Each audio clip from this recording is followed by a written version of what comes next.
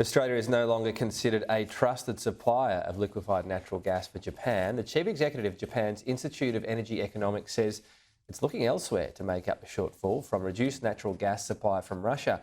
He made a damning assessment of the Albanese government's policy, which will force gas operators to cut emissions or pay carbon offsets. Under Labor's safeguard mechanism policies, newly developed gas fields to supply existing LNG plants need to be net zero.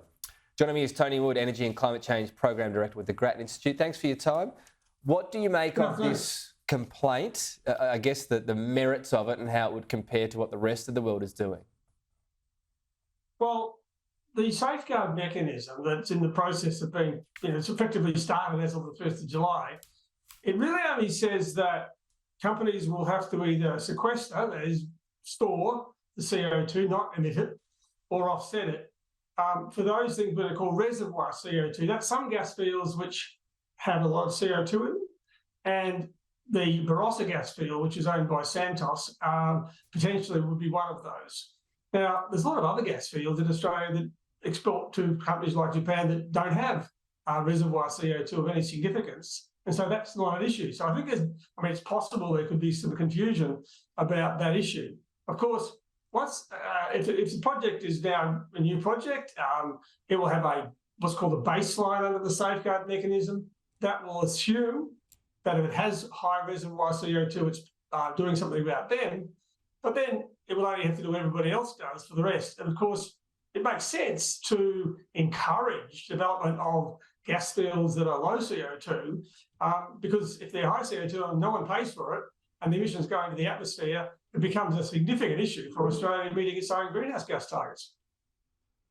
Right. So, okay, you've alluded to the fact that maybe the issue won't be a big one for Japan immediately, but it's an issue regardless, this type of gas extraction for that type of field.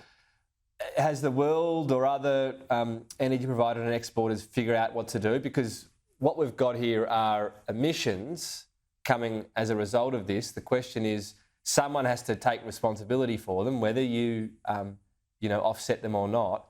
Whose are they? And that's when we can get to this Scope 2 and Scope 3 terminology. Is it Australia's because we're making a certain amount of money of it? Is it Japan's because they're using the asset?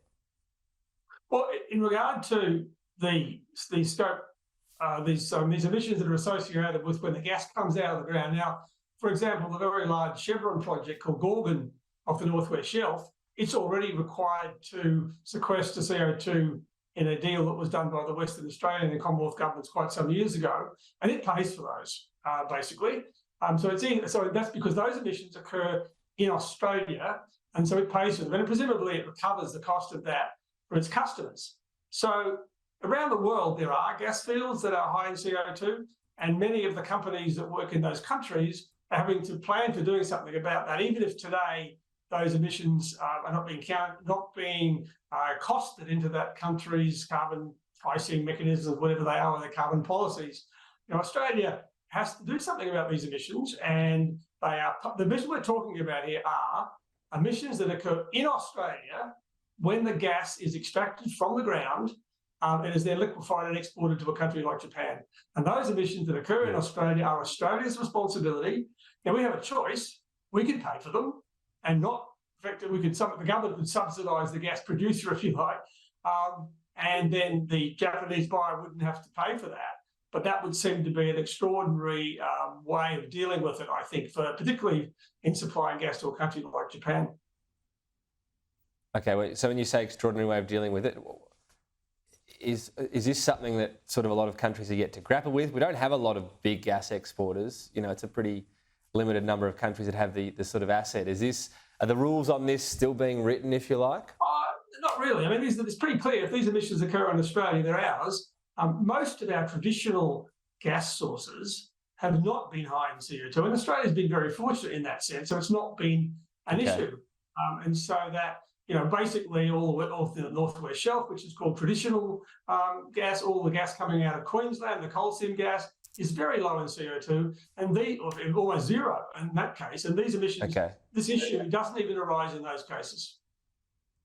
So what about Japan saying we'll go to Alaska and get gas there? Are their contracts ready to pick up? Will they carry on with the threat, do you think?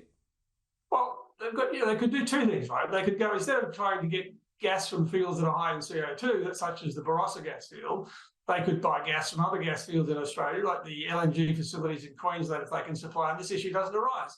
There may be, wouldn't surprise me, if traditional sources of gas in Alaska or Canada or whatever, there are fields that don't have this problem, and therefore this problem doesn't arise. It's a matter of saying how someone's got to deal with these emissions, and they will be counted in the international carbon scheme against the country where the emissions occur, and therefore it's almost a commercial agreement who is actually going to pay for them. And if we want them, if we think the Australian government should subsidise those exports, as I said, it seems to me that would be a pretty long stretch for the current government, any government.